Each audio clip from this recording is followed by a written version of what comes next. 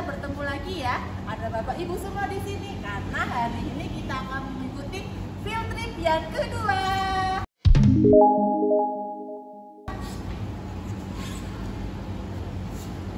Anak-anak pasti menunggu kan kita mau pergi kemana field trip yang kedua ini? Kita mau pergi kemana ya? Penasaran bukan? Kalau penasaran, kita setelah ini akan berangkat. Tetapi jangan lupa kita tetap mematuhi protokol kesehatan dengan bagaimana Pak Widi? Selalu memakai masker, jaga jarak, cuci tangan. Sudah siap? Kalau sudah siap, mari kita berangkat. Let's go!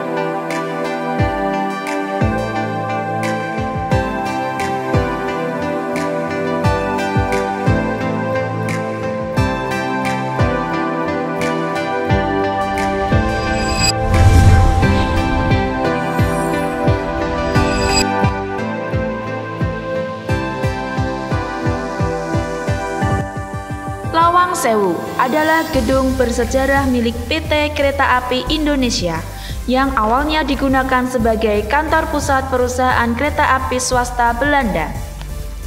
Gedung Lawang Sewu dibangun secara bertahap di atas lahan seluas 18.232 meter persegi.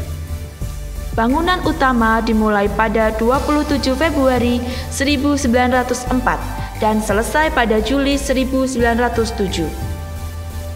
Sedangkan bangunan tambahan dibangun sekitar tahun 1916 dan selesai tahun 1918. Bangunannya dirancang oleh arsitek dari Amsterdam dengan ciri dominan berupa elemen lengkung dan sederhana.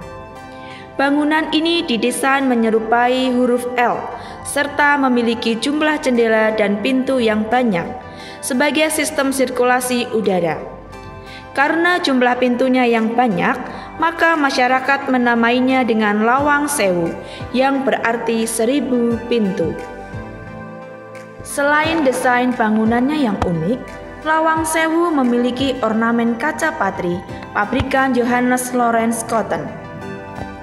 Kaca patri tersebut bercerita tentang kemakmuran dan keindahan Jawa, kekuasaan Belanda atas Semarang dan Batavia, kota maritim serta kejayaan kereta api.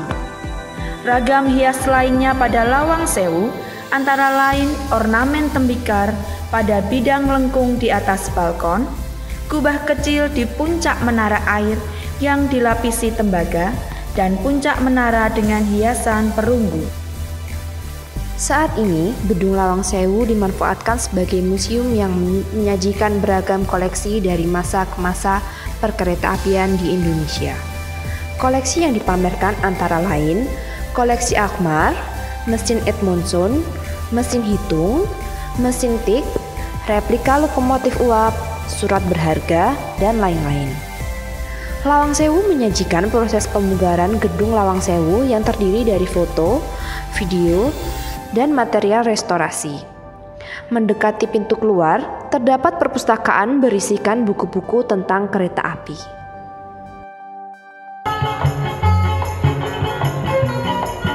Selain menjadi tempat wisata sejarah, Gedung Lawang Sewu juga dapat disewa untuk kegiatan pameran, ruang pertemuan, pemotretan, syuting, pesta pernikahan, festival, bazar, pentas seni, workshop, dan lain-lain.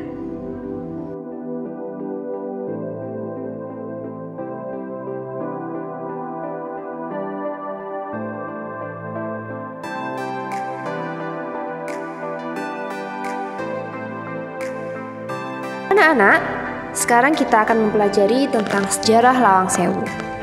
Lawang Sewu digunakan sebagai kantor pusat perusahaan kereta api di Hindia Belanda. Kemudian diambil oleh Jepang dan digunakan sebagai kantor Ryukyu Sukyoku atau biasa disebut dengan Jawatan Transportasi Jepang. Pada tahun 1945 menjadi kantor eksploitasi tengah DKARI atau Jawatan Kereta Api Republik Indonesia. Setelah pengakuan kedaulatan RI tahun 1949, digunakan Kodam 4 Diponegoro.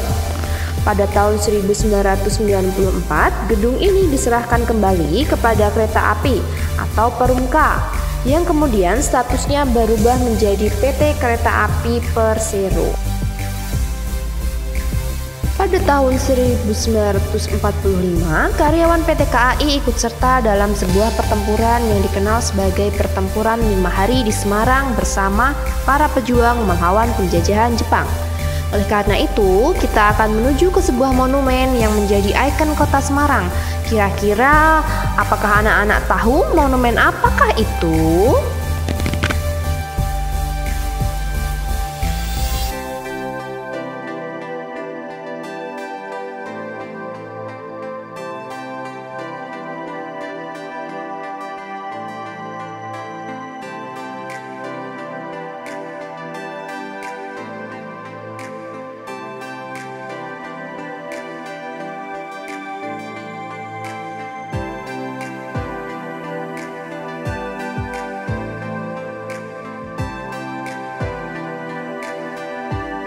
Kita sudah ada di salah satu monumen yang ada di Semarang, yaitu Tugu Muda.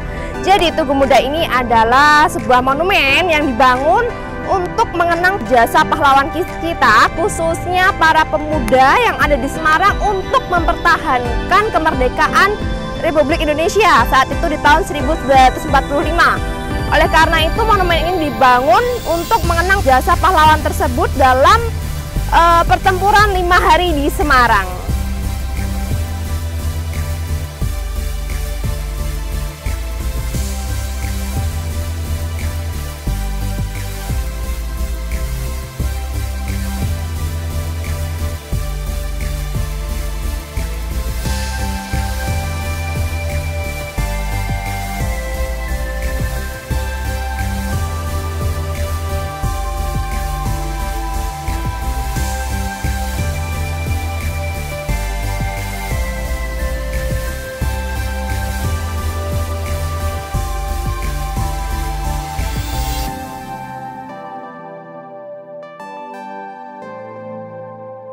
Anak-anak, sekarang kita sudah sampai di depan bangunan Museum Mandala Bhakti.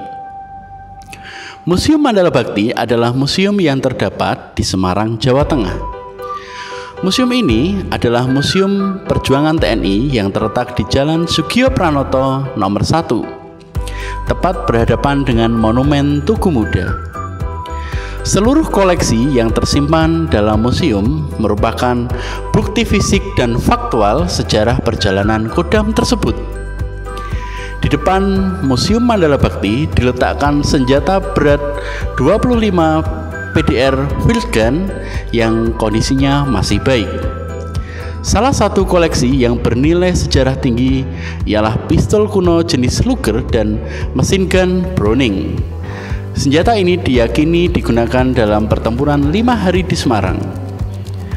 Museum ini juga memiliki koleksi yang menakjubkan berupa artefak militer Indonesia dan foto-foto dari pahlawan Indonesia.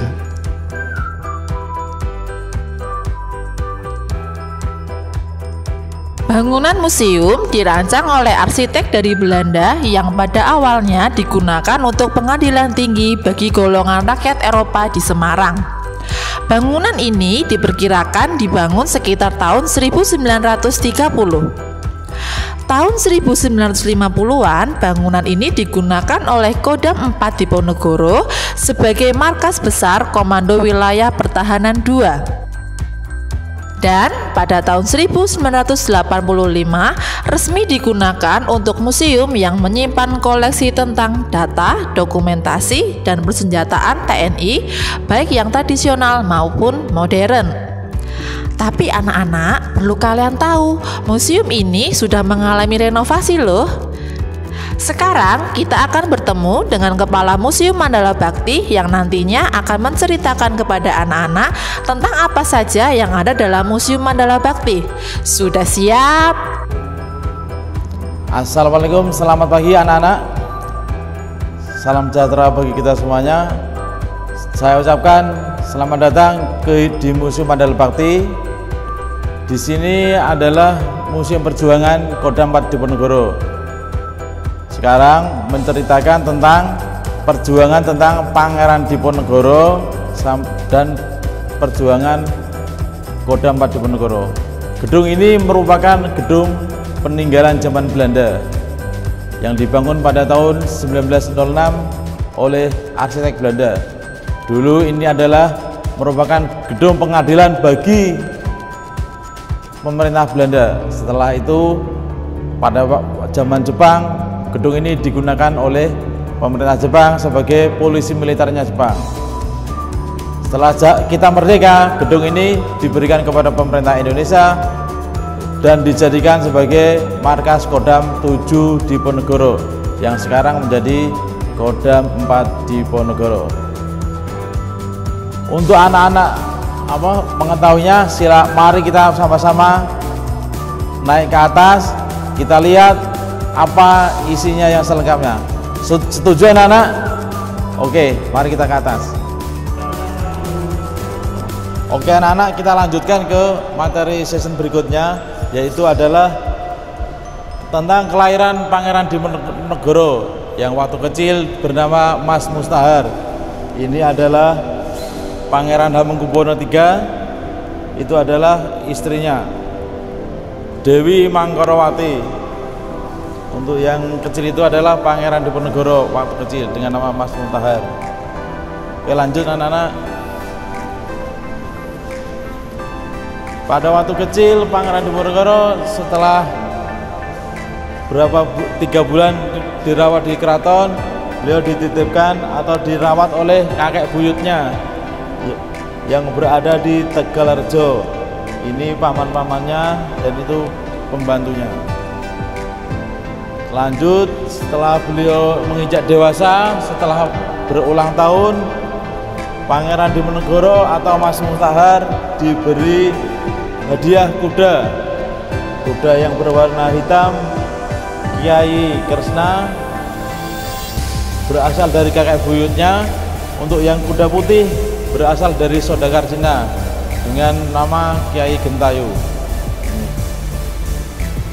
Setelah remaja, Pangeran Diponegoro berlatih atau belajar kanuragan, menunggang kuda, bela diri dengan kakek buyutnya.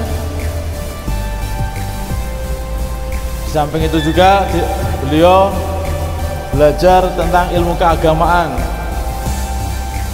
ilmu agama untuk menempa dirinya menjadi seorang pejuang yang nantinya mempertahankan daerahnya atau kerajaannya, terutama Indonesia. Ini. Terjadinya perang Diponegoro adalah karena Belanda mematok kerajaan atau leluhurnya Pangeran Diponegoro. Pangeran Diponegoro tidak setuju, maka Pangeran Diponegoro mencabuti patok-patok yang dibuat oleh Belanda. Setelah itu, karena Belanda tidak puas, Belanda mempengaruhi keraton supaya menangkap Pangeran Diponegoro. Setelah itu Pangeran Diponegoro dicari dengan hadiah emas atau harta siapa yang dapat menemukan Pangeran Diponegoro. Setelah itu ada seorang patih yang berkhianat ke Belanda, memberitahu keadaan Pangeran Diponegoro. Pangeran Diponegoro merasa bisa lari dengan cara menjebol tembok.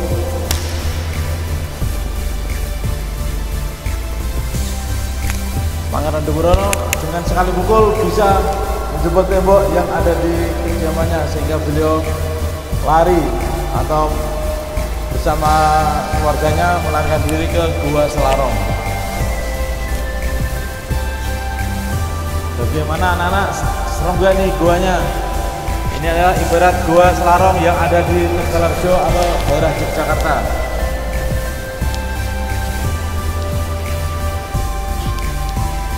Dan ini guanya, ada stalagmit,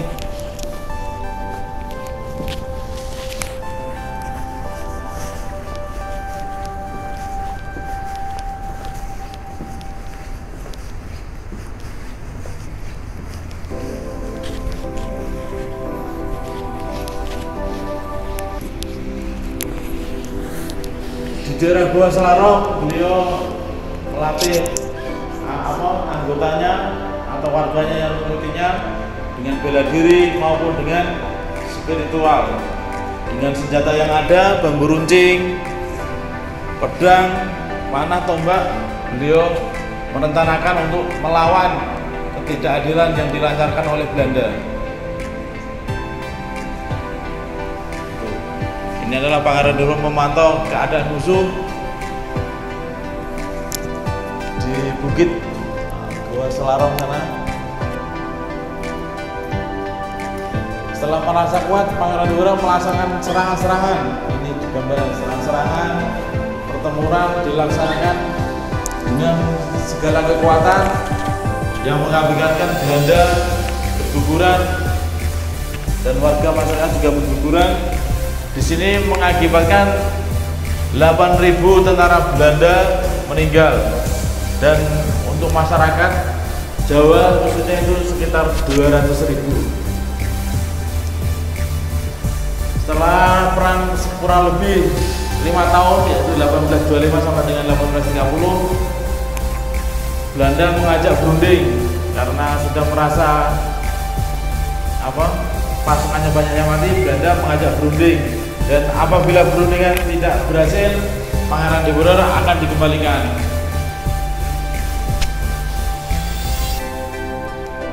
Di sini perundingannya. Tetapi setelah berunding kurang lebih 1 hari, tidak ada kata temu yang rencananya mau dikembalikan oleh Belanda. Berkhianat, dia menangkap Pangeran Diponegoro. Pangeran Diponegoro marah dengan cara mendobrak meja dan membanting kursi. Karena Pangeran Diponegoro senjatanya sudah dilucuti, akhirnya Pangeran Diponegoro menyerah karena kasihan dengan anggotanya dan keluarganya. Apabila beliau melawan, pasti korban lebih banyak lagi. Makanya setelah berunding, Pangeran Diponegoro ditangkap dan dibawa ke Semarang. Semarang tepatnya di daerah Ungaran.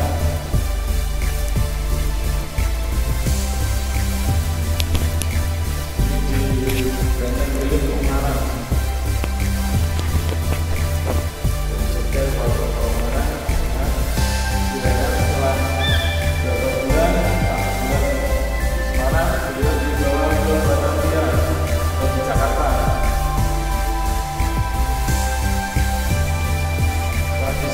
Jakarta, beliau dibuat atau diasingkan ke Manado, ke Benteng Rotterdam. Manado kurang lebih 4 tahun di Manado.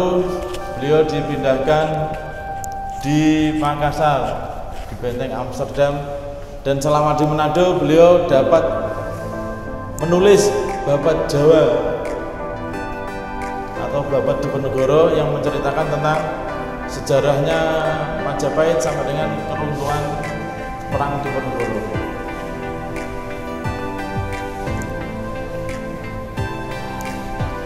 Ini anak-anak Pangandaran beserta keluarganya dibawa menyeberang ke Sulawesi, Manado, Makassar.